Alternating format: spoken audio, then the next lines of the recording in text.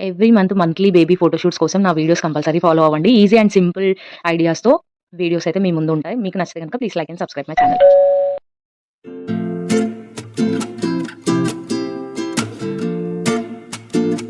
Hello స్నేహితులారా! ఈ వ్లాగ్‌లో అయితే మా పాపకి థర్డ్ మంత్ బేబీ ఫోటోషూట్ అయితే చేశాను.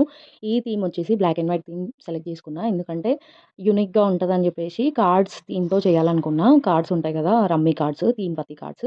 అవి ఇంతవరకు ఎవరు చేయలేదు. యూనిక్ ఉంటదనేసి అదైతే సెలెక్ట్ చేసుకున్నా. దానికోసం అనేసి ఇలా వైట్ క్లాత్ బ్యాక్‌గ్రౌండ్‌లో బ్లాక్ చున్నీతో ఇలా సెట్ చేశాననమాట.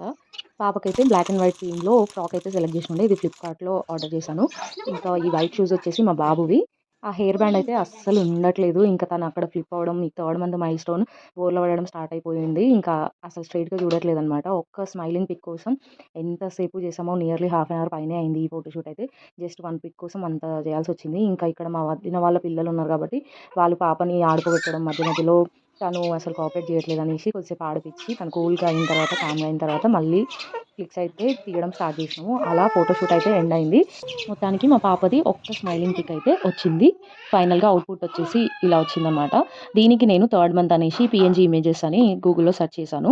ఇంకా పక్కన థర్డ్ లెటర్ కోసం క్లాత్‌తో అరేంజ్ చేయొచ్చు కానీ అక్కడ స్పేస్ లేకుండే. అందుకని చెప్పేసి ఇలా పీఎన్‌జీ బ్లాక్ కలర్ 3 నంబర్ అని సెలెక్ట్ చేసుకొని, కొంచెం పాప ఫ్రాక్‌కి మ్యాచ్ అయ్యేలాగా లెటర్ అయితే సెలెక్ట్ చేసుండే. ఇలా ఇన్‌షాట్‌లో ఎడిట్ చేసినాను. ఇది ఇంకా కార్డ్ థీమ్ అనమాట. థర్డ్ మంత్ అనేసి హార్ట్స్ థీమ్‌తో ఇలా ఎడిట్ చేశాను. అవుట్‌పుట్ అయితే చాలా బాగా వచ్చింది. మీకు నచ్చితే గనుక please like and subscribe my channel. Thank you for watching. By by. Take care.